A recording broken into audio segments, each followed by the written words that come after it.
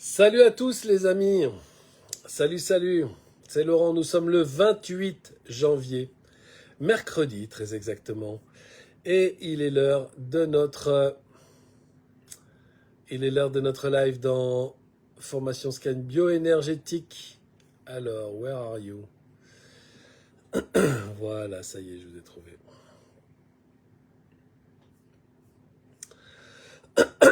Bon, ça fait plaisir de vous voir en live. Merci beaucoup à Kevin pour ces magnifiques photos. C'était vraiment cool.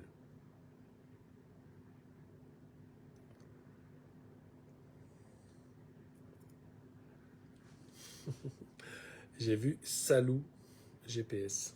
Regarde. C'est cool que tu sois là avec nous. Bon. Salut à tous les assistants et salut à tous les formateurs à venir. Good job ce week-end. J'étais content de voir comment vous êtes capables de sentir les scanners et de leur donner de merveilleux conseils. C'était cool. Alors, pardonnez-moi, j'ai mon petit chat dans la gorge. Vous savez, les hivers chez moi, c'est là que ça tape. Un petit verre d'eau et ça va aller mieux. Bon, avant de démarrer le live, je voulais parler des scans des volontaires sur le tableau des volontaires. Vous allez avoir un message de Raphaël qui va vous rappeler des règles élémentaires qui sont plus des règles de savoir-vivre qu'autre chose. Les scanners volontaires donc, sont des gens qui savent en fait que vous êtes en train de travailler sur le scan. Ils savent aussi que vous avez besoin de vous entraîner avec des gens en dehors de la promo. Donc en fait, ils sont volontaires, sympathiques. Voilà, c'est des gens qui vont vous donner du temps et qui vont vous donner de la disponibilité pour vos séances d'entraînement. Il faut que de notre côté aussi, on prenne soin d'eux, et notamment en évitant de les sursolliciter avec des scans, parce que parfois on fait un scan et il faut un temps de latence pour s'en remettre. Donc on ne sollicite pas les gens en disant il en a fait un hier, ils vont en faire un aujourd'hui. Non. Et puis d'ailleurs on le déconseille, les gens qui disent j'en ai fait un hier, est-ce que si tu veux on peut en faire un aujourd'hui? Non, laissez passer quand même un peu de temps. C'est bien s'il y a un scan et puis quelques jours pour encaisser. Ok? Donc on va prendre soin des gens aussi, nous, parce qu'on les aime. Et puisque c'est notre façon aussi de les remercier pour leur disponibilité. Ça, c'est la première chose que je voulais vous dire. La deuxième chose aussi, c'est un message sur le scan du cerveau. Donc je vais démarrer avec ça. Si vous avez d'autres sujets sur lesquels vous aimeriez avoir des précisions parce que vous avez le sentiment que soit vous en avez besoin de plus de de précision, soit vous avez le sentiment que ça a peut-être été traité, mais vous êtes peut-être passé à côté, n'hésitez pas à mettre dans le commentaire. Donc je vous dis ça pour que pendant que je travaille avec vous sur le cerveau, vous mettiez dans le chat les sujets sur lesquels vous avez besoin d'un petit peu plus de précision. Alors, c'est normal à ce stade qu'on épure tout ça. L'apprentissage conscient n'est pas un apprentissage exhaustif. Toutes les informations que je vous ai données ne sont pas dans votre tête. C'est aussi pour ça qu'on met les vidéos sur l'Ernibox et qu'elles sont accessibles de nouveau. C'est aussi pour ça qu'on met les résumés pour que vous puissiez retomber sur les sujets qui ont été traités et puis revoir des passages que vous avez probablement déjà vus et entendus, mais que vous allez de nouveau voir et entendre d'une façon un peu différente. Donc là, c'est important qu'on ait vraiment, ce flux de précision. On en est là, ok? C'est la dernière semaine, donc on en profite. Le cerveau. Alors, le cerveau, dans le scan, il peut nous apparaître sur des symboliques différentes. Moi, je n'ai vu que, on va dire, 3 symboliques, on va dire majeurs. Je n'ai même pas de souvenir d'avoir vu le cerveau sous une autre forme. Ah si, j'ai vu le cerveau sous une autre forme, mais c'était une fois. Et en fait, c'était un cerveau connecté. C'est-à-dire, j'avais le sentiment qu'en fait, le cerveau, c'était une boule. Et il y avait plein de filaments qui partaient du cerveau et qui allaient se relier de partout, partout, partout. Et donc, ce sont des gens... Bon, celui-là, je l'ai vu une seule fois. Mais bon, puisque je l'ai vu, il existe. Et puisqu'il existe, on en parle. Ce cerveau-là, c'est le cerveau qui va chercher de l'information absolument, absolument, absolument partout. C'est un cerveau qui ne se fie pas forcément à ce qu'il sait, mais c'est un cerveau qui a besoin de l'information partout autour de lui pour se faire une idée des choses. Alors souvent, ce sont des cerveaux de journalistes, de scientifiques, d'espèces de rats de bibliothèque, de gens qui ont vraiment besoin de se renseigner beaucoup. Et donc, il y a plein de fils. Donc ça, c'est une des symboliques avec lesquelles le cerveau se montre. Donc ça, c'est très simple. Je ne vois pas comment l'expliquer autrement. C'est juste, le cerveau, il a besoin d'aller chercher plein d'informations autour. Et en fait, il se nourrit de tout ce qu'il voit, il se nourrit de tout ce qu'il entend, de tout ce qu'il lit, il se nourrit de tout. Il cherche dans les livres, il regarde des films. Voilà, c'est vraiment des cerveaux qui cherchent partout autour. Donc c'est des cerveaux de gens très très curieux, mais ce sont des cerveaux qui ne peuvent pas produire à partir de ce qu'ils font, mais ils produisent à partir de ce qu'ils trouvent. C'est-à-dire, c'est pour ça que je dis c'est des cerveaux de journalistes. Et en fait, plus les journalistes sont bons, par exemple, qui a un cerveau comme ça? Augustin Trapenard, il a un cerveau comme ça. Augustin Trapenard, comment il s'appelle Frédéric Sanchez aussi, il a un cerveau comme ça. Il a un cerveau qui ne se fie pas à ce qu'il a dedans, aux informations dont il dispose. Il se fie à toutes les informations qui sont autour. Il y a des grands journalistes qui sont des grands intervieweurs qui n'ont pas des cerveaux comme ça. Donc ça ne fait pas forcément un grand journaliste et un grand intervieweur. C'est un type de personne. Et c'est vrai que quand on va chercher qui ça correspond, c'est souvent des gens qui récupèrent de l'information et qui en font quelque chose. Donc à partir des documentaires, tiens, oui, bah voilà. Je connais 2 personnes qui font de la production de documentaires, vous ne les connaissez pas, ils ne sont pas connus, mais voilà, je vérifie, voilà, c'est ce genre de cerveau. Alors ce genre de cerveau, vous les aurez rarement peut-être en scan, parce que ce sont des cerveaux qui viendront que s'ils sont curieux de savoir ce que c'est que le scan. Mais pas parce qu'ils ont besoin de travailler sur eux. En fait, ils vont venir pour savoir, pour se renseigner, et puis ils vont aller voir autre chose, puis autre chose, puis autre chose, puis autre chose, puis autre chose. Et à un moment donné, c'est comme 50 pièces de puzzle qui s'assemblent, mais c'est comme Tetris, ça s'assemble et pouf, ça disparaît. Donc, quand ça va assembler les informations, ça va devenir clair, ça va être une idée claire, intégrée tout de suite, pas une réflexion. Ah, ok, c'est comme ça, donc, voilà. Donc voilà, je pense, qui c'est qui a un cerveau comme ça, un peu qui va chercher... Moi, j'ai pas d'autres... Pierre Ninet, un peu. Il va chercher autour. Et c'est des cerveaux de gens qui n'ont pas tellement confiance. Alors, c'est pas, j'ai pas confiance en moi. En fait, ils n'ont pas confiance dans leur certitude. Ils ont besoin de vérifier. Donc ça, c'est le premier symbole. Le deuxième symbole, c'est le cerveau en cube. Donc c'est un cube carré. Donc le cerveau qui est en cube carré, c'est vraiment un cerveau, c'est comme un disque dur. Il prend de l'information, il prend de l'information, il prend de l'information, il prend de l'information. Mais à l'intérieur de ce cube, il y a une vie. Traitement de l'information, classement de l'information. Ce ne sont pas forcément des cerveaux, parce qu'on dira, ah oui, bah ça c'est un cerveau d'ingénieur ou de scientifique. Absolument pas. Mais ce sont des cerveaux qui ont besoin que les choses soient claires, posées. Ce sont des gens qui ont besoin que les choses soient carrées, que les idées soient carrées, que les réflexions soient carrées. Ils vont être mal dans des conversations avec quelqu'un qui, tu vois, en fait, parce que c'est un peu, voilà, en fait, tu vois, c'est un peu comme ça, l'énergie. Donc, si vous démarrez un scan avec quelqu'un qui a un cerveau carré, il va falloir que vous soyez carré dans votre transmission, sujet, verbe, complément d'objet direct. On pose des concepts, on étaye, voilà, c'est de ça dont il s'agit, etc. Il faut être précis avec ces gens-là, parce que le cerveau ne va pas rentrer l'information pour en faire n'importe quoi. Si il est en face d'une information qui part dans tous les sens avec des « ouais, mais tu vois, c'est un peu comme… » tu vois, enfin, j'imagine, il y a des moments quand on termine pas ces phrases et tout, ces cerveaux-là, ils commencent à bouillir. Donc ça, c'est des cerveaux cubes, quoi. C'est des cerveaux... Et après, ce sont des cerveaux très concentrés, ce sont des cerveaux...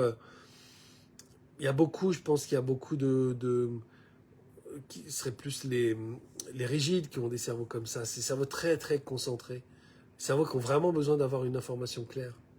Parce qu'ils vont en faire quelque chose de clair. Une information pas claire, ils vont pas en faire quelque chose de clair. Okay. Donc ça, en revanche, ce sont des gens qui ont confiance dans leur capacité d'analyser les choses, qui ont confiance dans leur capacité à collecter de l'info, mais avec du recul et prendre des décisions intérieures, quoi. Ce sont des gens qui vont aller chercher de l'assurance parce que leur idée, c'est leur idée. Personne ne peut les trahir parce que c'est leur idée. On ne se trahit pas soi-même avec des idées claires. Le troisième, c'est en étoile. Vous connaissez ça parce qu'on en parle beaucoup chez les gens qui sont notamment au potentiel. Il y a de plus en plus de cerveaux en étoile. Avant il y a encore, je sais pas, je pense, il y a une étude de 2000, donc ça fait quand même un moment, 25 ans, où on disait qu'il y avait 6% de la population mondiale qui avait un cerveau en étoile. Et je crois qu'il y a eu des tests qui ont été faits. Alors, ce n'est pas une étude, mais il y a des tests qui ont été faits, notamment dans les écoles, pour comprendre les systèmes d'apprentissage. Et je crois que c'est passé à 14 ou 15%.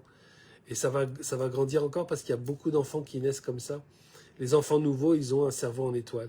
Alors, un cerveau en étoile, c'est un cerveau qui ne considère pas de temporalité. Versus le dernier type de cerveau qui est un chemin de fer. Donc je vais faire cette étape-là quand j'aurai fini celle-là. Donc d'abord je finis celle-là, après je fais ça. Et après je fais ça, et après je fais ça. Et un cerveau en étoile, c'est le cerveau de la majeure partie des gens, quoi. Donc de toute façon qui se réduit, mais c'est beaucoup le cerveau des générations X, des générations boomers, c'est les cerveaux des générations de gens qui ont passé 45 ans. Énormément de gens qui ont ces cerveaux-là, donc des cerveaux en étoile, des cerveaux en chemin de fer. Et les cerveaux en chemin de fer sont vraiment des cerveaux pratiques. Et ce ne sont pas des cerveaux qui vont chercher la nuance, ce sont des cerveaux vraiment c'est un chemin de fer, quoi. C'est ça et ça et ça. Et ça, c'est un cerveau normal. Ça, c'est pas un cerveau... ça, c'est un cerveau qui fonctionne parfaitement. Je ne peux pas parler de dysfonctionnement, d'ailleurs je vous incite à ne jamais parler de dysfonctionnement du cerveau, parce qu'il n'y a pas de dysfonctionnement du cerveau, ça n'existe pas en fait. Il y a des fonctionnements qui sont particuliers, mais il n'y a pas de dysfonctionnement. On pourrait penser qu'il y a un dysfonctionnement à partir du moment où il y aurait une règle établie de fonctionnement du cerveau. C'est ce qu'on essaye de faire dans les écoles depuis des années, de créer des règles établies, notamment les règles d'apprentissage, de la lecture et de l'écriture, en fonction d'une donnée qui est la majeure partie des gens, donc quelque chose qui serait normal, et tout ce qui ne serait pas comme ça, ce serait dysfonctionnant. Et en fait, on se rend compte que c'est absurde, parce que tous les cerveaux ont une façon de fonctionner qui sont plus ou moins les mêmes ou plus ou moins différents, mais c'est une façon de fonctionner. Ce n'est pas une façon de dysfonctionner. Je vous invite à prendre le temps un jour de scanner un cerveau Asperger ou de scanner une personne Asperger. Vous allez voir que la logique Asperger, elle est 1 milliard de fois, et je pèse mes mots, plus intelligente que la nôtre. C'est-à-dire que quand on scanne un cerveau Asperger, on a tout de suite envie d'être Asperger, parce que quelle simplicité, quelle évidence, quelle logique, mais c'est magnifique. Et en fait, la première fois que j'ai scanné un cerveau Asperger, je me suis dit, oh, mais je suis dingue, en fait, je suis dingue. C'est-à-dire, moi, j'ai un cerveau qui fonctionne totalement, d'une façon totalement anarchique. Et en fait, le cerveau Asperger prend les choses telles qu'elles sont et ne part pas dans des considérations. Le cerveau en chemin de fer, il va prendre les choses telles qu'elles sont et il va vouloir les classer dans un ordre d'apprentissage, de logique, d'appréhension, etc. Le cerveau en étoile, il va prendre les choses telles qu'elles sont et il va composer autour des myriades de possibilités différentes par rapport à cette situation, alors que la situation ne le demande pas du tout. Évidemment, si on prend les faits d'une situation et que on demande de réfléchir à un cerveau en étoile sur comment cette situation est arrivée, donc je pense par exemple à je sais pas, des policiers qui font une enquête, donc il y a eu un assassinat, donc ils arrivent dans une situation et en fait ils vont regarder autour d'eux les indices. Et donc un cerveau en chemin de fer est un cerveau qui va classer les indices, par ordre je sais pas, de pertinence, qui va dire, ok, il y a une goutte de sang dans la salle de bain, mais il y a une énorme flaque de sang dans le salon. Ça se trouve, la goutte de sang dans la salle de bain, elle n'a rien à voir. Ok ? Peut-être que ça n'a rien à voir avec l'enquête. On va faire des analyses pour voir c'est quoi ce sang, mais c'est juste peut-être quelqu'un qui s'est blessé. Mais ça n'a rien à voir parce qu'en fait, visiblement, la scène de crime, elle est là. Il n'y a pas de lien, il n'y a pas de trace entre la salle de bain. Donc un cerveau en chemin de fer, il va classer par ordre de pertinence et il va dire, bon ben voilà, ça je le prends, ça je le prends pas, ça je le garde, ça je le garde pas. Il va regarder dans les contacts des gens, il va regarder les derniers appels, il va regarder l'agenda, il va regarder tout ça. Le cerveau en étoile, il arrive là-dedans. Et ce cerveau en étoile, en fait, il va considérer la situation de 40 angles différents. C'est pour ça que la série HPI est une série absolument impossible. C'est-à-dire qu'un haut potentiel intellectuel ou un HPE, un haut potentiel émotionnel, donc cerveau haut potentiel, en règle générale, ne peut pas débarquer dans une enquête et dire « j'ai vu ça, j'ai fait ça ». Non, cette personne, elle va se mettre à avoir un faisceau d'indices qui ne va faire que s'étendre, parce qu'à partir d'un indice, elle va trouver d'autres indices, à partir de ces indices, d'autres indices, et ça va faire une étoile comme ça, la personne va se prendre la tête, elle va dire « c'est quoi ce bordel ?» Elle va essayer de ramener le truc, et puis en fait, elle va se dire « oui, mais j'ai pas pensé à ça », elle va partir dans tous les sens. Donc un cerveau en étoile ne sera jamais un excellent enquêteur, comme dans la série HPI, ce n'est absolument pas possible. Là où le cerveau parce qu'en fait, dans cette série, elle fait équipe avec quelqu'un qui a un cerveau en chemin de fer. Le cerveau en chemin de fer va résoudre l'enquête en disant voilà, on a 3 personnes qui sont suspectes dans cette enquête. Le cerveau en étoile va arriver en disant t'en as 3, moi j'en ai 27, quoi. Parce qu'en fait, tout va créer des associations qui font que même le voisin qui était en vacances, il est probablement coupable parce qu'en même temps, il avait la clé chez lui et il a peut-être missionné quelqu'un pour venir. What the fuck ? Ça fonctionne pas, quoi. Donc, là où le faisceau d'indices va emmener vers 3 coupables potentiels, un chemin de fer, le faisceau d'indices va emmener vers 25 coupables potentiels, un cerveau en étoile. Les cerveaux en étoile sont très forts pour écrire ce genre de scénario, parce qu'en fait, ils vont penser à la trame principale, et puis ensuite à des trames secondaires, et puis ils vont avoir d'un côté une cartouche qu'on va mettre dès le début sur l'enquête, et puis après qui va ressortir au 3e acte, et en fait, ils composent comme ça. On va dire le scénariste le plus puissant des cerveaux en étoile, donc il y a beaucoup de scénaristes qui sont extraordinaires pour ça. Donc il y a des scénaristes, dont un gars qui est un génie qui s'appelle Richard Kaufman. Richard Kaufman, donc c'est un scénariste qui a écrit dans La peau de John Malkovich, qui a écrit dans d'autres choses. Et en fait, lui, il part, mais il ne crée pas un faisceau d'informations, il crée des mondes. Donc ça, c'est des cerveaux incroyables. C'est Anomalisa, c'est donc Eternal Sunshine of the Spotless Mind. Voilà, c'est vraiment, ça crée des univers.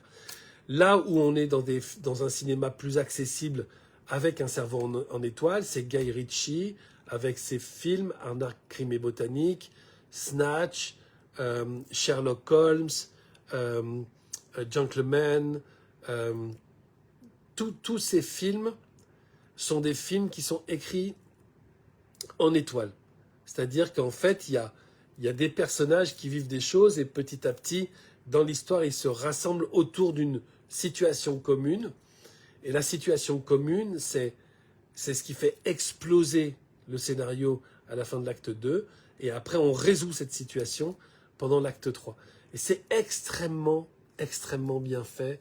Il y a un autre, donc Guy Ritchie. Guy Ritchie est un scénariste qui a écrit ses premiers films avec un producteur qui s'appelle Vincent Vaughn, ça s'écrit V-A-U-G-H-N, qui a écrit un film lui-même parce qu'en fait, après, ils se sont séparés. Et lui aussi, il a un cerveau en étoile. Il a écrit un film qui est absolument extraordinaire avec Daniel Craig qui s'appelle Layer Cake. Et donc, Layer Cake, L-A-Y-E-R plus loin Cake. Et regardez ce que produit un cerveau en étoile quand il est absolument maîtrisé. C'est juste prodigieux. Il y a évidemment Christopher Nolan avec Interstellar, avec tous les films qu'il a fait d'ailleurs, sont des films qui sont écrits en étoile. Mais là, le premier, je vous disais, Kaufman crée des univers, Guy Ritchie crée des situations, Nolan crée des boucles. C'est-à-dire, je pars d'une situation, je m'en vais, je crée une boucle. Vous savez, le symbole de l'Eurovision, là, sur nos télés noirs et blancs là, qui existaient, c'est les électrons autour d'un atome. Et bien là, c'est pareil, en fait, il fait boucler les situations. Donc, ça, ce sont des cerveaux qui sont prodigieux, mais il ne faut pas demander à ces cerveaux-là de résoudre une enquête. Il ne faut pas demander à ces cerveaux-là de travailler sur des choses extrêmement précises et claires. Ça ne fait pas de très très bons scientifiques non plus. Ça fait des scientifiques qui cherchent en permanence. Ça ne fait pas des scientifiques qui trouvent, ça fait des scientifiques qui, lorsqu'ils ont trouvé, ce qu'ils ont trouvé est la base de leur recherche plus tard. Donc voilà, ça fait des gens, par contre, ça fait des artistes incroyables, ça fait des musiciens extraordinaires, des réalisateurs extraordinaires, parce qu'ils ont comme 50 tableaux dans la tête, et en fait, assemblés, ça donne une œuvre sublime. Ok ? Donc voilà pour les cerveaux, on va dire filaments, les cerveaux blocs, les cerveaux en étoile et les cerveaux en chemin de fer. Peut-on avoir un cerveau avec deux particularités, en étoile et qui se nourrit de ce qu'il trouve, comme les journalistes? En fait, le cerveau en étoile est un cerveau qui fait extrêmement confiance à toutes les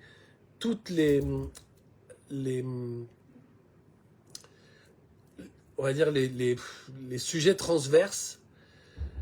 Et donc, du coup, il a confiance dans tous les sujets transverses. C'est pour ça que c'est compliqué de... En fait, quand il arrive à l'enquête et il dit, en fait, là où toi, tu as 3 suspects, moi, j'en ai 27. En fait, il a raison sur les 27. Donc, il se fait confiance dans tout ce qu'il pense. Tandis que vraiment, le filament ne se fait pas confiance. Il construit avec ce que disent les autres. C'est quelqu'un qui va chercher. C'est un documentariste. C'est vraiment des gens qui cherchent, mais qui ne font pas confiance à la base. C'est comme si la base, elle était vraiment toute petite. La base de réflexion, elle est toute petite, mais elle se nourrit de plein de trucs. Donc, ce ne sont pas des cerveaux en étoile. Est-ce que la forme de la tête peut se modeler en fonction de la forme de l'énergie du cerveau? Michel Gondry, cerveau en étoile. Plus, je veux bien qu'on regarde la pyramide yin-yang. Okay. Moi, je ne crois pas. Je crois simplement qu'en fait, les grands intellectuels ont besoin d'espace dans leur cerveau. Alors, non pas parce que les idées prennent de la place et donc, du coup, ça pousse sur la boîte crânienne. Mais en fait, le cerveau, il a besoin d'être nourri par des afflux sanguins. Et donc, les afflux sanguins,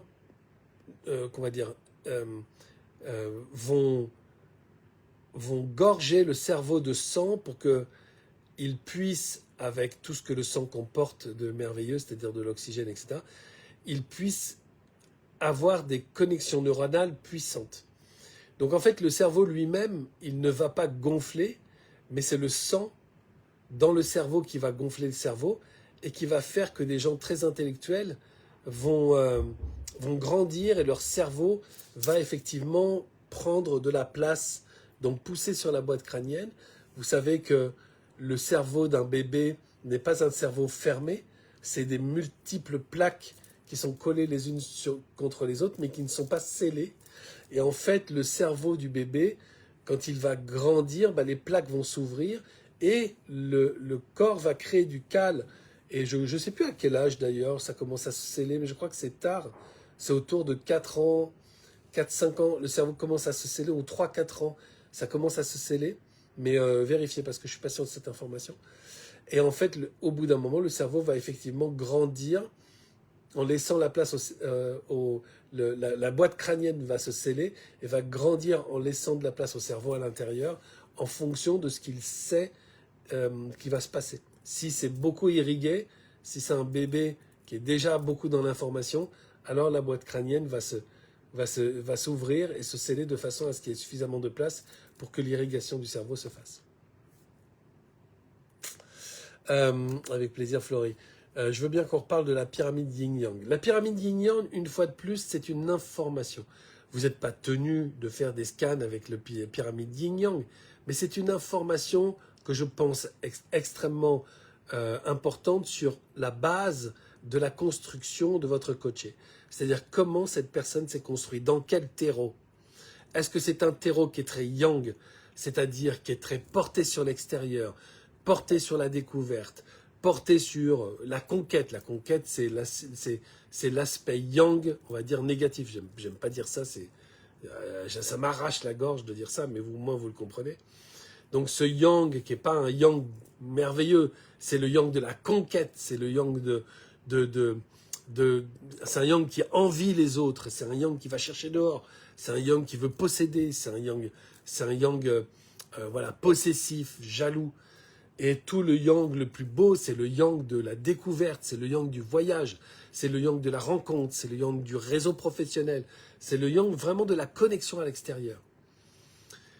Et le yin, c'est le yang de l'introspection. C'est le yang de donc, c'est quoi ce terreau? Est-ce que c'était un terreau où on a poussé l'enfant vers l'extérieur parce qu'il y avait déjà cette énergie yang? Ou est-ce que les deux parents ont une énergie qui s'équilibre? Ou est-ce qu'il y a un déséquilibre? Donc, c'est-à-dire trop yang, c'est-à-dire beaucoup trop sur l'extérieur et pas tellement sur l'intérieur. Du coup, ça fait des coachés qui se cherchent et qui se trouvent pas parce qu'en fait, ils connaissent pas les chemins pour aller s'écouter eux-mêmes. Ou bien ça peut être trop yin, et trop yin c'est trop d'introspection, je prends beaucoup de temps à réfléchir, beaucoup de temps à me poser la question, est-ce que c'est le bon moment, est-ce que j'y vais, est-ce que j'y vais pas, et donc du coup ça fait des gens qui hésitent pour leur carrière professionnelle, leur couple, faire des enfants et tout, et ils sont toujours dans un espèce de blabla intérieur, oui mais je sais pas trop, etc. Donc ça c'est on va dire un terreau très yin, et quand on va dans l'extrême du yin, c'est dépressif, introverti, agoraphobe. Voilà, c'est la peur de se retrouver à l'extérieur, c'est la peur de perdre ses moyens, c'est très très yin. Et c'est très drôle parce que il y a quelques années, il y avait une personne qui a fait scan, et honnêtement, je trouve cette personne incroyable de courage. Mais vraiment, c'était incroyable, quoi. Et donc, cette personne, elle a fait scan avec une phobie. Et sa phobie, elle est absolument terrible, puisque c'est la phobie d'être à l'extérieur de chez elle, au milieu des autres, et de s'oublier, c'est-à-dire de faire caca sur elle, en fait. Et donc, elle avait cette phobie-là. Elle est quand même venue dans les ateliers, dans les piliers. Elle s'est déplacée beaucoup. Et en fait, c'était quelqu'un qui avait une certaine... elle montrait une image un peu masculine. C'était une femme qui montrait une image un peu masculine. Et les gens lui disaient, t'as une énergie yang. Parce qu'il regardait simplement, donc c'était au début de la formation, il regardait, il disait « Ouais, tu as une énergie yang ». Mais quand il commençait à scanner, il disait « Mais en fait, tu n'as pas du tout une énergie yang, tu as une énergie extrêmement yin ». Pourquoi un effet visuel masculin? C'est pour pas qu'on l'emmerde. C'est pour dire « Cassez-vous, quoi. Laissez-moi tranquille ». Cette femme est mariée, elle a des enfants, etc. C'est une femme tellement dans l'amour et tellement dans la douceur. Mais c'est pas ce qu'elle montre. Elle montre, alors faut pas se faire avoir par... C'est pour ça, ne vous faites pas avoir par la deuxième fenêtre de Johari, c'est-à-dire image de soi. Les personnes, en fait, ils déclarent quelque chose. Allez voir si l'énergie, elle est réelle. Ils déclarent un aspect masculin, alors qu'à l'intérieur, c'est très yin, c'est très fragile, c'est très introverti, et puis c'est très traumatisé, et puis c'est très dans la peur, puis c'est très dans la souffrance, puis c'est très dans la phobie. Et là, on descend dans des espèces de gouffres, on dit « What the fuck ?» Là, c'est vraiment, vous savez, ces manèges qu'on voit dans les trucs où on commence à dire et d'un seul coup, waouh, ça descend. Et quand on était avec elle, les gens, ils ont commencé à se dire, ok, d'accord, je sais pas. Et il y en a plein qui sont venus me voir en me disant, est-ce que je sais pas comment je peux la scanner parce que ça, on ne fait que glisser au fond, au fond, au fond. Je dis, mais vas-y, n'aie pas peur. De toute façon, personne ne t'entraînera dans quoi que ce soit. Juste, va la voir, va la réveiller sur le fait que son introspection est permanente, est peut-être la source de sa phobie, quoi. Bon, tout le monde n'était pas au courant qu'elle avait cette phobie. Moi, je le savais. Mais j'ai travaillé avec elle en énergie. Et en fait, elle s'est, avec le programme TEP, qui est un programme vraiment où tu te connectes à l'extérieur, parce que simplement tu décides de ce que tu vas vivre dans ton incarnation. Donc tu n'es pas connecté aux éléments, à la matière, mais tu es connecté avec ton envie de vivre. Donc la TEP est connectée à l'envie de vivre, Scan est connecté aux personnes extérieures. Donc le temps de ce travail, elle s'oubliait un peu. Et en fait, elle me disait que petit à petit, en fait, sa phobie l'a lâchée. Alors que justement, elle aurait fait par exemple une analyse transactionnelle, un exercice psychologique, enfin je sais pas, elle serait allée dedans et donc du coup elle se serait perdue. Là, elle a travaillé sur l'extérieur de sa connexion au monde et donc du coup elle a gagné, elle a fait connexion d'ailleurs. Elle a gagné de plus en plus et puis petit à petit elle m'a dit, bah en fait j'ai plus peur quoi. Alors ça m'arrive une fois toutes les 3 semaines alors qu'avant c'était une fois toutes les minutes. Enfin, elle était terrorisée à l'idée de sortir de chez elle, elle était terrorisée. Et c'est fort, parce que je me dis, putain, quel travail. Donc c'est intéressant de savoir dans quel terreau les gens sont nés, parce que ça va déterminer beaucoup de choses sur eux. Donc soit ils sont influencés par ce qu'il y a de plus fort dans le yin et le yang, donc soit par le yin, soit par le yang, ils vont être influencés. Peut-être que la loyauté va les influencer aussi. C'est-à-dire, par exemple, ils peuvent avoir un père très yin, donc un père très silencieux, un père très introverti, et une mère yang très contrôlante. Voilà. Et en fait, bah, ça va faire des gens qui vont être dans une loyauté au père. Et cette loyauté au père, bah, c'est parce que ils ont eu pitié du père, en fait. Parce que le père, il était écrasé par la mère.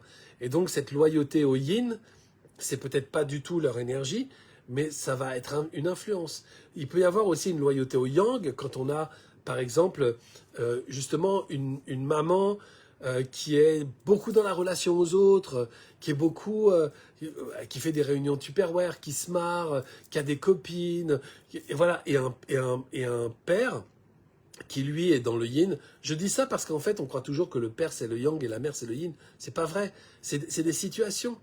Et en fait, si on a un père yin, bah en fait, on a un père qui laisse sa femme s'exprimer, être heureuse. C'est une femme qui est très belle, qui se fait, en tout cas, qui se fait jolie, qui s'habille bien. C'est une femme très yang. C'est une femme qui est vraiment dans ça. Et pourtant, elle est hyper féminine. Ça n'a rien à voir. C'est juste qu'elle est connectée avec l'extérieur. Et en fait, on peut avoir des coachés qui sont totalement en admiration devant ça et qui sont plus, eux, dans l'énergie du père, c'est-à-dire dans une énergie d'introversion, de silence, etc., mais qui sont totalement en loyauté à cette femme qui était rayonnante.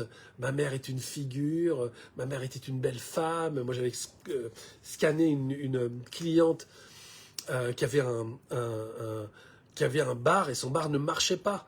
Et en fait, c'est un bar, putain, c'est un bar dans une grande ville. Et en fait, son bar ne marchait pas, c'est quand même hallucinant. Quand elle me dit, ouais, j'ai des problèmes dans les affaires et tout, ok, qu'est-ce que tu fais? J'ai un bar. C'est-à-dire, ouais, j'ai un bar brasserie, tu sais. Bon, c'est pas très grand, mais on fait on peut faire 50-60 couverts. Comment ça ne peut pas marcher? Les gens passent leur temps à bouffer, à boire, comment ça peut pas marcher? Et en fait, on a trouvé cette loyauté à cette mère qui elle-même aussi avait un bar, donc c'est pas le même, mais c'était des parents qui avaient un commerce et il y avait un bar et ils vendaient d'autres choses.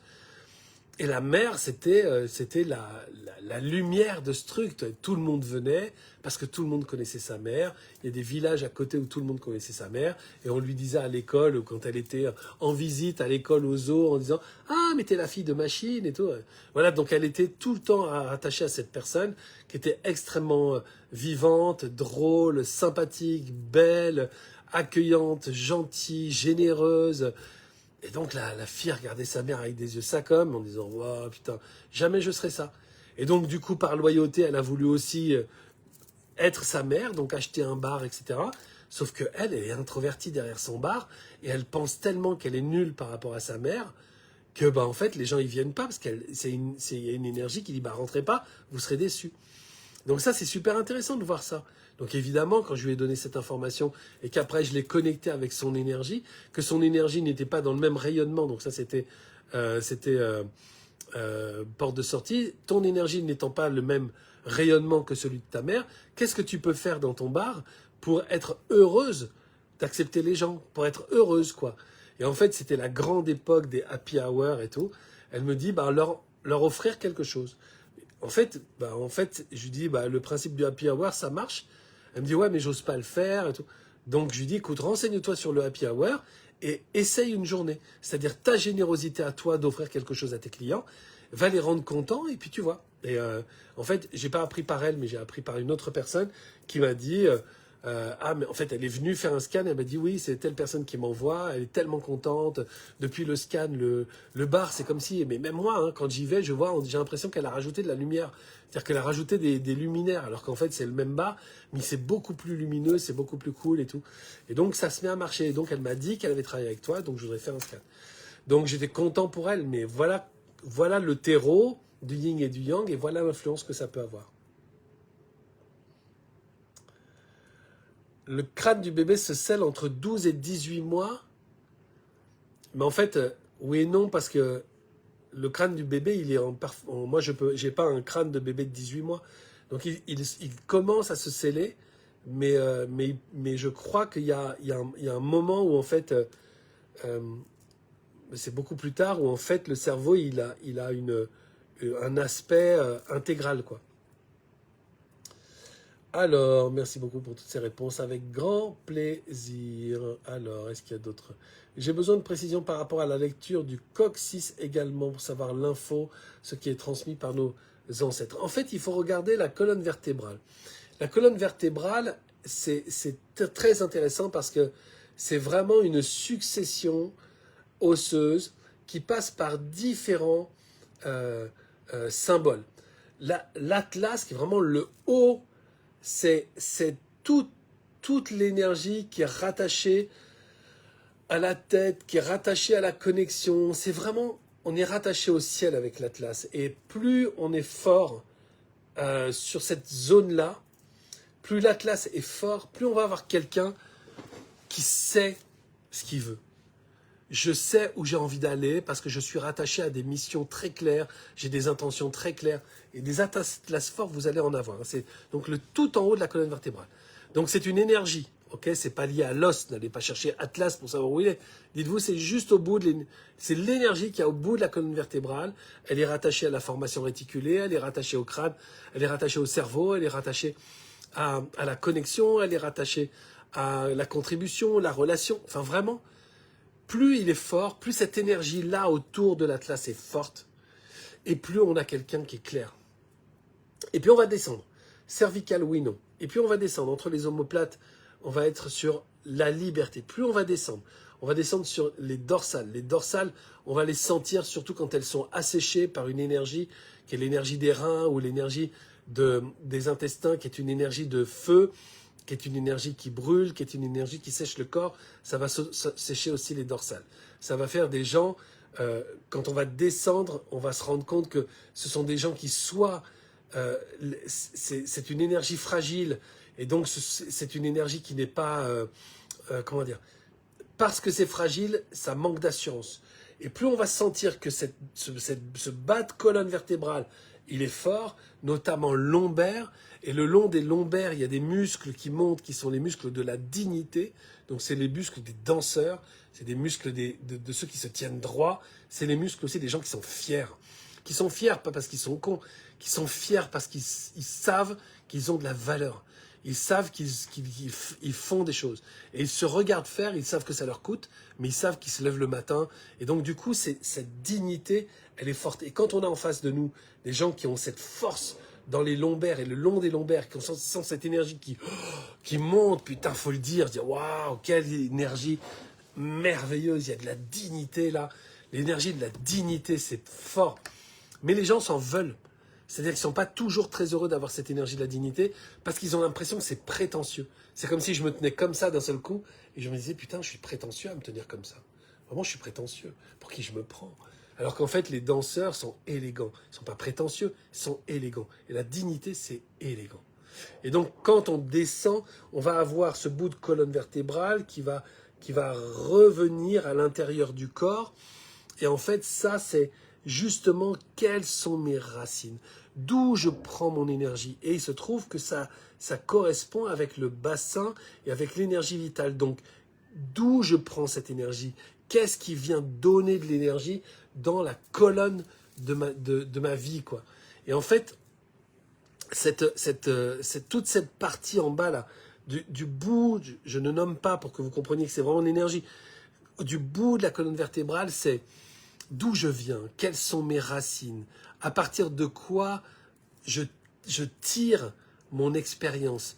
Et en fait, souvent, cette partie-là, cette énergie, elle balance plus à gauche ou plus à droite. Et en fait, ça va créer un déséquilibre, comme si la personne, elle allait se mettre à avancer, à faire des plus grands pas d'un côté que de l'autre.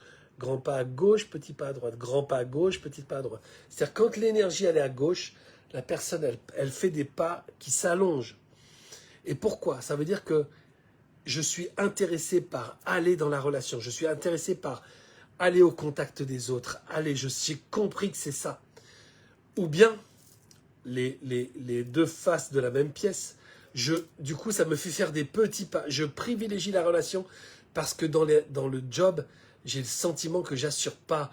J'ai le sentiment que je suis pas compétente, soit parce que les autres autour, ils m'impressionnent. J'ai l'impression de pas être compétente. Donc, il arrive que des chefs d'entreprise, par exemple, je dis, c'est un exemple, parce qu'il y a plein d'autres gens qui ne sont pas chefs d'entreprise à qui ça peut arriver, mais pour vous donner un exemple, ces chefs d'entreprise, là, en fait, quand on voit qu'en fait, ils sont déséquilibrés et qu'ils marchent plus fort à gauche qu'à droite, c'est souvent parce qu'ils ont constitué une équipe.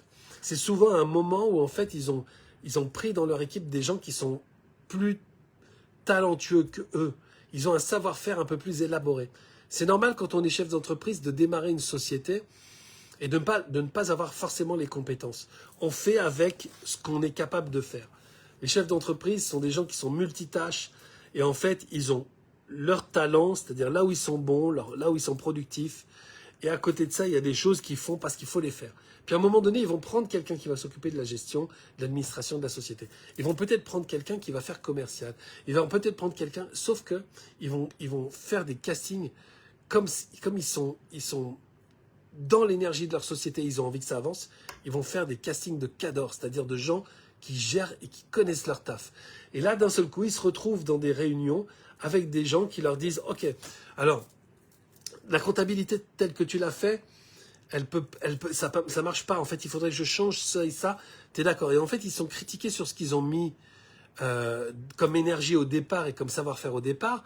Et en fait, ils se disent, putain, il est quand même vachement meilleur que moi. C'est normal, c'est son taf. Toi, ton taf, c'est faire autre chose. Mais ils le vivent mal. Et donc, du coup, ils créent des relations avec ces gens-là. Ils veulent que ça se passe bien avec ces gens-là parce qu'ils ont peur que ces gens les regardent en disant, en fait, il est nul. Il n'est pas nul, il est très bon dans ce qu'il doit faire, mais il est moins bon dans la gestion. C'est pour ça qu'il prend quelqu'un. Il délègue sur les trucs sur lesquels il est moins bon. Mais les chefs d'entreprise, il faut les remettre droit en disant, non, tu retournes à marcher avec ta jambe droite, tu assumes d'être cette personne qui, elle aussi, a des compétences, et tu rééquilibres tes pas. Ok ? Et puis l'inverse, il y a des gens qui avancent avec leur jambe droite et qui retiennent la jambe gauche. Soit c'est parce qu'ils sont très enthousiastes sur leur nouveau projet, sur leur travail, etc. Donc ils sont très dans le job, moins dans la relation. Soit parce qu'il y a des problèmes relationnels, il y a des tensions dans le couple ou il y a des tensions relationnelles. Et donc du coup, ils ont le sentiment d'être nuls là. Et donc du coup, comme s'ils se vengeaient en énergie sur là où ils pensent qu'ils sont bons.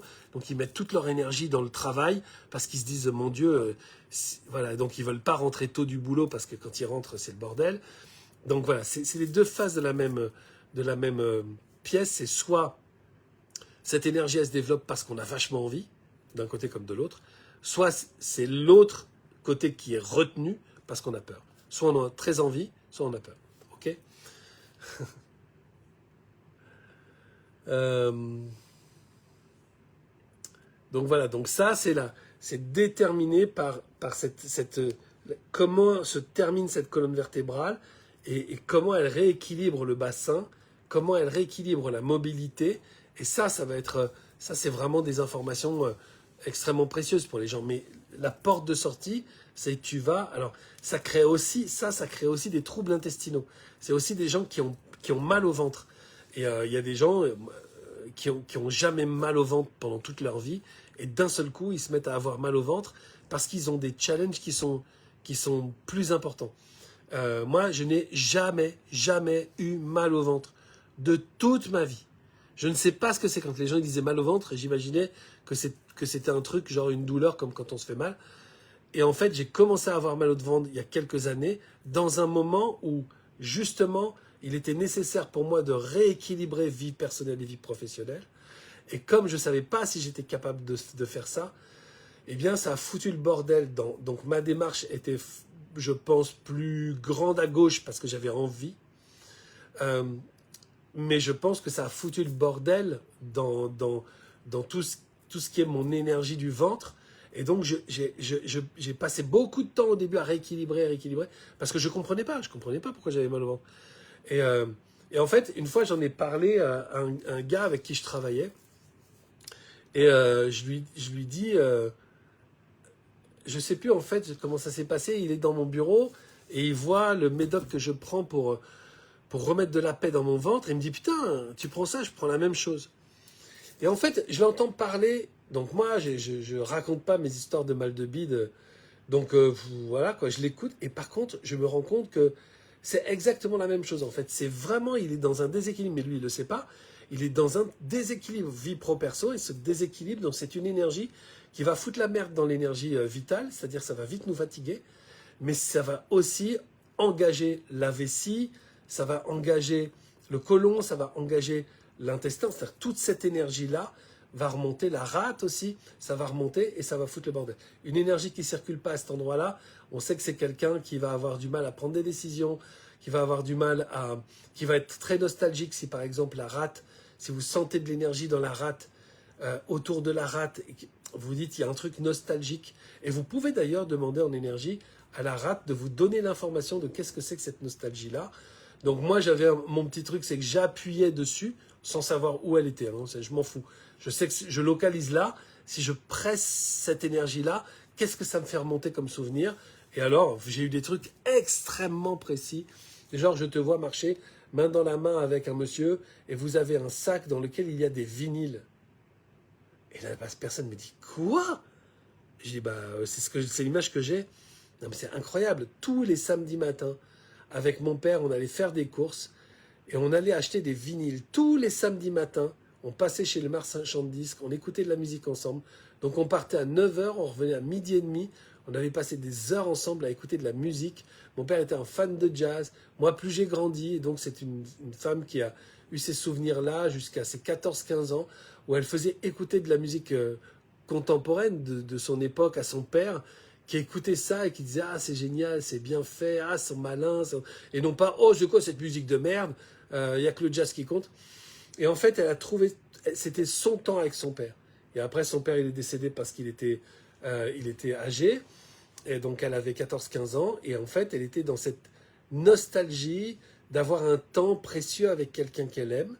Et la porte de sortie, c'est de prendre ce temps-là avec son enfant. Et comme elle l'a vécu avec son père, plutôt que d'être nostalgique de quelque chose qui n'existe plus, de le vivre, elle, avec un de ses enfants. Donc, elle avait une fille avec laquelle elle partageait des choses. Donc, elle a mis en place cette porte de sortie où elle a pris le relais, en fait. Et elle était contente parce qu'elle se disait, tiens, mais non, elle n'a pas dit à sa fille, ah bah, à partir de maintenant, on va aller faire un truc que j'aime. Non, non, c'était vraiment autour de quelque chose qui est commun. Et voilà. Donc, la rate, le ventre, tout ça, c'est plein d'informations. Mais en fait, j'ai pas d'angoisse parce que je sais que plus vous allez rentrer dans le scan, plus vous allez en faire, plus vous allez vous détendre, plus vous allez avoir de l'information. Le scan, quand il est fait avec tranquillité, il est exponentiel. Le scan, quand il est fait avec stress, il diminue, il réduit. Donc, laissez-vous porter par le scan, faites votre expérience petit à petit et vous allez voir que de toute façon, ça s'ouvre. Vous allez voir de plus en plus de choses. Mais à un moment donné, il faut arrêter de dire « j'y arrive pas », il faut arrêter de dire « ça marche pas, je comprends pas, moi je suis différent ». Non, non. Vous arrêtez de vouloir être différente, vous allez arrêter de vouloir vous distinguer avec des problèmes, vous arrêtez de vouloir absolument exister dans les yeux des gens qui peuvent vous aider parce que vous êtes une victime et les gens c'est des sauveurs. C'est vraiment ça, c'est le secret du scan. Il faut arrêter de vouloir être une victime, il faut arrêter de vouloir être un sauveur, il faut arrêter de vouloir être un bourreau, il faut juste être au service de l'énergie et prendre l'énergie comme elle vient, c'est-à-dire avec toute l'information qu'elle nous donne. Et plus on est disposé à prendre cette énergie, plus l'énergie est généreuse, plus on prend et tout, plus on prend. Mais ça ne marche pas avec enfin, j'ai une amie, je ne vais même pas vous donner son nom parce qu'elle est connue, elle fait de la vidéo et tout ça. Elle appelle ça les ouin-ouin. Elle dit, en fait, tous ceux qui n'y arrivent pas, c'est les ouin-ouin parce qu'en fait, ils pleurnichent, mais ça ne les intéresse pas de travailler dans l'énergie. Et bon, je trouve ça un peu dur, mais en même temps, je me rends compte qu'elle a raison. Et c'est comme ça qu'elle le dit. Elle dit, ce qui les intéresse, c'est pas de travailler avec l'énergie. Ce qui les intéresse, c'est de se plaindre de quelque chose pour trouver autour d'eux des gens qui les plaignent, qui leur caressent dans le sens du poil et qui leur disent, vas-y, ça va arriver. Alors qu'en fait, dès qu'on se décontracte, dès qu'on se détend, on fait des scans et pourtant, c'est structuré, c'est clair, c'est net. Donc, vous voulez, j'ai aucun souci, prenez votre temps et toutes ces informations, vous les aurez.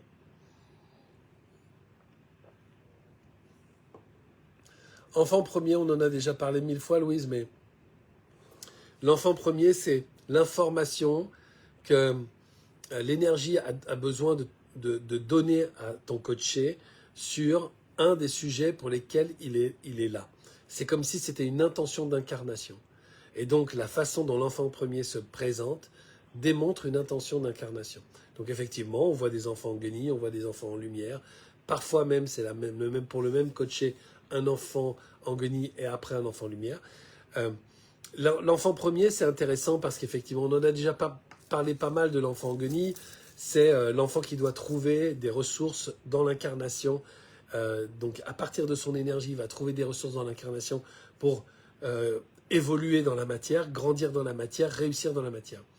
L'enfant lumineux, donc lui, enfin, je termine avec l'enfant guenille, lui, il n'a pas vraiment de soucis, à part que cette information qu'il va avoir va beaucoup lui expliquer ses envies de réussir, ses envies d'y aller, ses envies de faire, parfois même son obstination, parfois même... Bon. Mais c'est une information. L'information intéressante sur les enfants lumière, c'est que ce sont des enfants qui viennent effectivement porter la lumière et la puissance dans le monde de la matière. Ce sont des enfants qui sont extrêmement doux, qui sont aussi extrêmement beaux, même s'ils ne sont pas très beaux physiquement. Ils ont une beauté incroyable, une luminosité incroyable, tout ça. Donc c'est très beau parce qu'il y a une vraie volonté d'apporter de la lumière, de l'énergie, du divin dans le monde de la matière. Mais il y a un problème. C'est que dans le monde de la matière, tout le monde n'est pas tout à fait tranquille face aux enfants lumière. Les enfants lumière, les enfants beaux, sont souvent aussi des enfants qui mettent certains adultes en porte-à-faux. Et comme il y a de plus en plus d'enfants lumière depuis, allez, on va dire une vingtaine d'années, il y a de plus en plus d'enfants lumière qui sont là, eh bien ça fait de plus en plus d'adultes qui pètent les plombs et qui agressent ces enfants-là sexuellement, sans vouloir les agresser et leur faire du mal, mais parce qu'ils ont des pulsions qui se transforment en pulsions sexuelles sur ces enfants-là, alors qu'eux, ils n'ont jamais pensé à faire du mal à un enfant, jamais, sauf qu'ils sont déstabilisés par la beauté d'un enfant, ils sont déstabilisés par la lumière, et en fait, ils tombent amoureux, quoi. C'est un truc comme ça.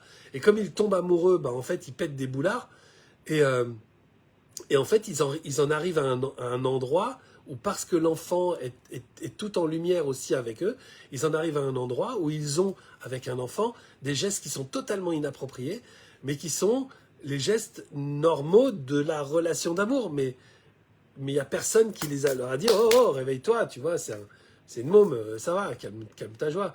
Personne ne leur dit ça.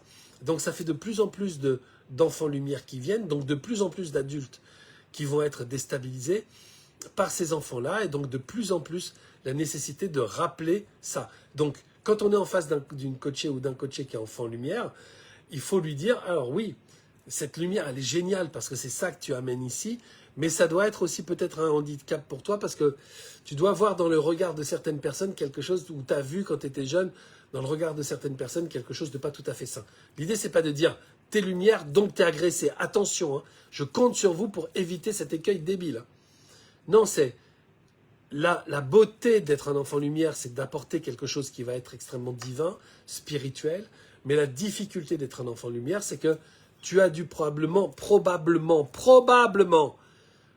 te rendre compte que il y a des adultes qui te regardaient avec un œil chelou, quoi. Donc il y a tous les adultes, enfin tous les enfants lumière devenus adultes qui vont vous dire oui c'est vrai ça a été un gros problème, ou qui vont vous dire bah oui même carrément ils sont passés à l'acte. Moi j'ai l'impression d'être une proie pour tous les mecs qui pétaient un boulard, ou pour toutes les nanas qui pétaient un boulard, ça arrive aussi. Et donc en fait c'est intéressant de dire en fait il faut que tu fasses aussi, faut que tu travailles aussi ta posture d'autorité, et vraiment je t'invite à te poser dans une posture d'autorité, c'est-à-dire le savoir dire non, qui n'est pas un savoir dire non en tapant du poing sur la table, mais qui est par simplement ta présence et ton regard, quelque chose qui dit non, en fait la relation qu'on a s'arrête ici, à cet endroit-là. Et travailler avec une porte de sortie qui dit, bah en fait, dans ma semaine, je vais avoir une multiple sollicitation. Chaque fois que j'ai une sollicitation qui n'est pas cohérente avec ce que je veux dans ma vie, c'est non. Ou bien le tableau des 3 colonnes, on peut l'expliquer, ou on peut prendre du temps après le scan pour expliquer le tableau des 3 colonnes, ce qui est OK, ce qui est négociable et ce qui est non négociable. Et en fait, c'est la colonne des non négociables qui va dire à cette personne quelles sont les règles, au-delà desquelles, quel est le cadre au-delà desquels on ne va pas avec cette personne-là. Et quand on travaille ce non, ça fait du bien. Moi, j'ai réveillé des gens. Moi, j'avais une fois une coachée vraiment très enfant lumière de ouf, quoi. Et je voyais, je me disais, mais sa vie doit être l'enfer, quoi. Et donc, un jour, elle me demande une séance de coaching. Elle me dit, j'aimerais bien venir. Donc, c'était dans l'ancien coworking. J'aimerais bien venir dans l'ancien coworking. Et j'avais donc une sorte de salle où j'arrivais à faire travailler les gens. Il y avait une table de massage et tout. Et il y avait 2 chaises. Et je lui dis, on va travailler là. Et en fait, je lui dis, écoute, tu sais quoi? Je vais faire un exercice très simple. Donc, elle était assise sur sa chaise. Tu vas me dire non. OK? Et je commence à m'approcher. Et je m'approche. Je suis sur le bout de ma chaise. Et en fait, elle sait que l'exercice, c'est de dire non. Mais je la vois qui me regarde et je vois que dans sa tête, il y a absolument aucune frontière, quoi. Et j'arrive, et je m'approche, et je m'approche, et je m'approche, et je m'approche. Et à un moment, je suis à ça d'elle, et je lui dis, tu trouves ça tout à fait OK, toi? Elle me dit, je sais pas, je te fais confiance. Non. Voilà, tu vas me dire non. Et tu vas me dire non, et je vais reculer, et tu me diras oui quand tu penses que c'est suffisant comme distance. Et en fait, quand j'étais à ça d'elle, elle m'a dit oui. J'ai dit, mais non, la distance du bras, c'est OK.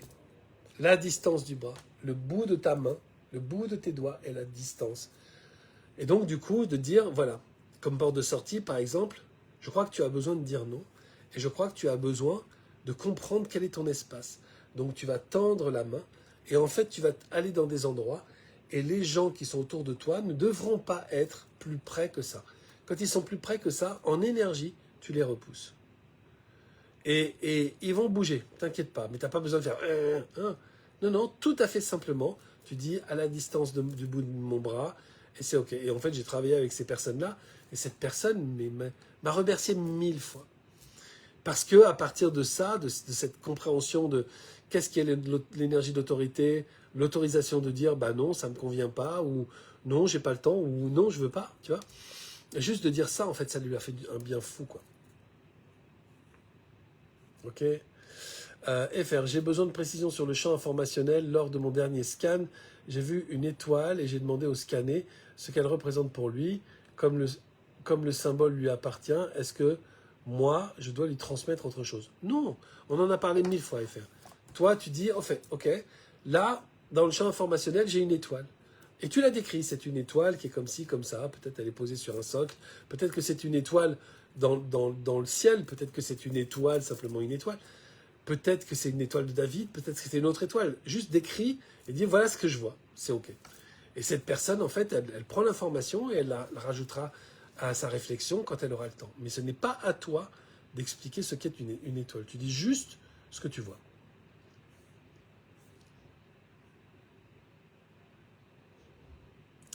On peut scanner un enfant à partir de quel âge? Ça dépend de l'autorisation de son protecteur. Déjà, moi, je scanne jamais les enfants sans la présence des parents, jusqu'à, on va dire, 13 ans, 12 ans, 13 ans. Et après, je demande, quand les parents sont là, je demande à l'enfant, est-ce que c'est OK que tes parents soient là? Euh, Parce qu'en fait, si l'enfant n'a pas conscience qu'il est protégé énergétiquement, il doit avoir confiance qu'il est protégé par ses parents. Donc, que c'est pas n'importe quel adulte qui peut lire son énergie. Il faut lui donner des garanties de protection. Donc voilà. Et après, j'ai scanné des gamins de 14, 15 ans qui voulaient plus la présence de leurs parents. Souvent, c'était des gamins très, très évolués, très matures déjà. Et donc, voilà, ces enfants-là, c'est OK. Je lui dis, est-ce que c'est OK que tes parents soient là?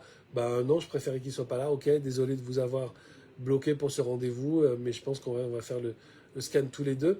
Et après, il y a l'enregistrement. Donc l'enregistrement, c'est aussi une garantie pour les parents qu'il ne va rien se passer dans leur dos. Parce que les parents ont peur que un coach dise bah ouais, tes parents ils assurent pas, ou ouais, tes parents ils sont cons, c'est normal que tu sois rebelle. Ils ont peur de ça.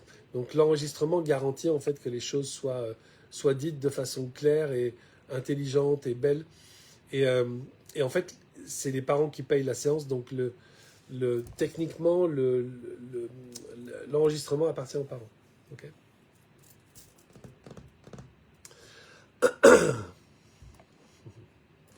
Les enfants lumière viennent-ils d'une famille d'âmes extrêmement lumineuses ou ça n'a rien à voir? Non, non, ça n'a rien à voir. Les normes et nommes-tu l'apparence de la famille d'âmes dans tes scans, exemple guerrier, guérisseur? Oui, mais quand c'est vraiment très clair. C'est-à-dire j'ai des érudits, ils arrivent avec des robes noires, des livres, des compas, des règles à la main. Donc c'est des gens qui vont apporter de l'information, c'est des gens qui vont apporter... Donc voilà, quand on est avec un érudit en face de nous, on a forcément quelqu'un qui travaille soit dans l'enseignement, soit dans les sciences, soit dans voilà, des ingénieurs, tout ça, ils sont toujours plus ou moins accompagnés d'un érudit. Ça peut être des saints, ça peut être des saintes, ça peut être des guerriers, ça peut être plein de choses. Moi je dis, ouais, quand ça des moines silencieux, ça peut être des extraterrestres, c'est-à-dire vraiment des âmes qui ont vraiment une énergie très particulière, comme des extraterrestres. Je ne peux pas dire des extraterrestres, puisque je ne sais pas ce que c'est. J'ai jamais vu quelqu'un appartenir à quelque chose d'autre que la Terre, donc je peux dire, tu sais, comme on représente un peu les extraterrestres. Je ne sais pas des extraterrestres, qui je suis moi pour dire que c'est des extraterrestres. Mais comme on représente les extraterrestres, ben en fait, je vois que ta famille d'âme, et ça explique souvent beaucoup de choses aux gens qui sont, ils ont le sentiment d'être totalement déconnectés du monde. Euh, il doit y avoir ça dans l'énergie de Aurore, parce que on en a parlé avec Aurore, c'est ça, c'est je suis de ce monde, mais j'appartiens pas à ce monde. Et en fait, donc il y a des énergies qui, en connexion, on va voir arriver des trucs qui ressemblent pas à des énergies auxquelles on s'attend, parce qu'on a évidemment une imagerie dans la tête. Et voilà, puis après, il y a aussi des personnages très particuliers que moi j'adore, qui sont les anges noirs. Les anges noirs sont des anges qui sont vraiment noirs. C'est exactement comme un ange avec des immenses ailes. Et ce sont des anges vraiment de tous les possibles. Ce sont les anges, souvent, ils accompagnent des grands leaders parce qu'en fait, ils sont ouverts. Ils sont pas noirs parce qu'ils sont méchants. J'espère que vous êtes pas en train de vous dire ça dans votre tête. Ah oui, mais noir, ça doit faire peur. Si vous en êtes là, les amis, reprenez la formation depuis le début. Non, c'est juste, ils se présentent là-dessus. Les anges blancs sont vraiment des anges qui sont de lumière et d'amour. Mais les anges noirs sont des anges qui sont de lumière et d'amour, si tu veux. Est-ce que tu veux... et en fait, eux, ils ont des champs d'application possibles. Quand je vois un ange noir, je dis, ah, c'est bon, cette personne, tu peux tout demander. Tu peux tout demander, ça arrivera. La seule chose qu'il te faut, c'est de la foi. Mais un ange noir, j'aurais adoré, moi, en avoir un. Je pense que c'est de toutes les énergies que j'ai trouvées dans les familles d'âmes des gens, j'aurais adoré avoir ça. Adoré. Parce que c'est vraiment une énergie géniale. C'est comme une sorte de meilleur copain, toujours là pour toi. Enfin, vraiment. Et je l'ai trouvé dans un scan avec une entrepreneuse. Et cette nana, elle n'avait aucune explication sur la raison pour laquelle elle était si passionnée par le fait de travailler, le fait d'avoir une entreprise, de la faire tourner, etc. Et tout le monde lui disait que c'était pas sain. Tout le monde lui disait, mais non, mais occupe-toi de tes enfants. C'était bizarre, hein. Mais c'est ça, occupe-toi de ton mari, occupe-toi de tes enfants. Et en fait, elle était hyper malheureuse parce qu'elle, c'est pas du tout ce qu'elle voulait faire. Et, mais comme on lui avait répété ça longtemps, elle avait pris un mari qui voulait aussi l'avoir un peu à la maison. Enfin bref. Et je lui dis, mais t'es protégé par cet ange noir et tu peux tout lui demander. Tu peux lui demander à ce que X années de ta vie, tu les passes vraiment à travailler dans une ambiance familiale absolument géniale. Il a fallu du temps, on a fait des séquences parce que elle était vraiment... c'était compliqué pour elle d'avoir un ange noir, c'était compliqué pour elle de comprendre qu'en réalité, bah, c'est elle qui avait raison depuis le début sur sa volonté de travailler et de faire des choses. Et donc petit à petit, elle a installé ça. Et au moment où elle a commencé vraiment à installer ça, on a vu tout de suite les changements dans sa vie de famille. Son mari il était super content. En plus, elle avait des succès, donc ils fêtaient ça ensemble. Il me disait, je vous le dis hein, en toute honnêteté, il dit mon mari, dès que je rentre en disant j'ai un nouveau contrat, il est content parce il sait qu'on va baiser. Donc on passe notre temps à faire l'amour, on passe notre temps à rire, on est bien avec les enfants, il y a de l'argent qui rentre et tout. Il n'y a plus ce rapport de combien tu gagnes. Non, en fait, on est juste tous contents d'être ensemble et tout le monde pourvoit. Et donc ça c'est fort chez l'ange noir. Mais il y en a, vous allez en croiser plein de différents. Mon fils de 10 ans veut scanner, est-ce que je peux lui apprendre? Il le fait déjà. Surtout, apprends-lui à ne pas transférer l'information de façon ingérente. Je pense que c'est le plus important. Mais tous les enfants scannent. Moi, j'ai passé... quand mon fils il était au collège, je l'accompagnais tous les matins, on faisait un jeu, le jeu des prénoms. Il est tellement fort, mais tellement fort. C'est-à-dire qu'en fait, on était arrêtés au feu, il y avait des gens qui traversaient la rue et on disait, donc elle, c'est une Annie, elle, c'est une Jacqueline, lui, c'est un Benoît, en fait, on devinait le prénom et quand on avait un doute, quand on n'était pas d'accord, parce que souvent on était d'accord, mais quand on n'était pas d'accord, un jour il me dit, ah non, lui, c'est un Jean. Alors que moi, j'ai dit, non, lui, c'est un Benoît. Il me dit, non, lui, c'est un Jean. Et en fait, j'ouvre la fenêtre et le gars, il était au loin. Je fais « Jean !» Et en fait, le gars, il était sur son téléphone. Il s'est tourné comme ça, il a cherché. On a éclaté de rire. C'était effectivement un Jean et c'était pas un Benoît. Les enfants sont très, très forts. Et puis, dans la cour de récréation, il faut voir que dans les écoles, il y a beaucoup d'enfants dans un espace qui n'est pas déterminé par la communauté. C'est comme si c'était le job pour eux. Et en fait, on ne s'en rend pas compte. C'est-à-dire qu'on croit qu'une école, c'est des gamins dans une cour de récréation qui jouent tous ensemble. En fait, non, pas du tout. Ce n'est pas du tout une communauté. Une communauté, ce sont des gens qui se choisissent. Et à partir de ce choix, ils vont décider de prendre soin les uns des autres. C'est ça une communauté. Là, c'est une organisation. C'est une organisation sociale avec des gens forts, des gens faibles, des gens fragiles, des gens gentils, des gens méchants, des gens drôles, des gens pas drôles, etc. Des gens cons, des gens... Il va y avoir... C'est une organisation et personne n'est là en ayant choisi qui sera avec lui. Tout le monde est là parce que, par obligation, comme dans une entreprise. Et donc, ces gamins qui sont mis à l'école à 4 ans, à 3 ans, ils sont déjà dans une société qu'ils doivent commencer à gérer. Mais ils n'ont pas les données. Donc, ils scannent. Ils savent qui c'est OK, qui c'est pas OK. Je ne dois pas traîner dans ce coin de la cour de récréation. Ah oui, d'accord, je comprends, parce que ce cours-là, ce coin-là, c'est ce genre de personne qui y est. J'ai rien à y être. Et j'ai pas à y être. Et en fait, moi, je vais aller scanner le genre d'élèves qui sont un peu sur ma fréquence. Ah, comment tu t'appelles? En fait, tu veux qu'on soit copains et on joue aux billes, on joue au machin, et on joue au truc, on saute à la corde, on joue à l'élastique, on joue au machin. Et c'est ça qui va s'organiser. Ils sont très très forts pour scanner. Donc l'idée, c'est non pas de lui apprendre à le faire, parce qu'il est peut-être spontanément plus doué que toi, à son âge en tout cas. Et donc je lui dis, mais tu sais le faire, fais-le, mais ne transfère pas l'information. Ce que tu sens, garde-le pour toi. Les gens, s'ils ne te le demandent pas, tu leur dis pas. Tu ne le diras qu'aux gens qui te demandent. Et ne va pas leur dire, ouais, vous savez, si vous me demandez, je peux vous dire. Non, non, ne joue pas à les manipuler. Voilà, il faut que tout ça soit très sain. Mais oui, bien sûr, après, ils vont le faire. Moi, mon fils, quand il joue au jeu des prénoms, enfin, voilà, si je fasse, je fais rien, il est comme ça, quoi. 13h40, ouh là là, on a dépassé. Merci pour ces 10 minutes de rap que vous m'avez offert dans ce live. On va s'arrêter ici. On se retrouve vendredi pour un nouveau live, peut-être le dernier d'ailleurs.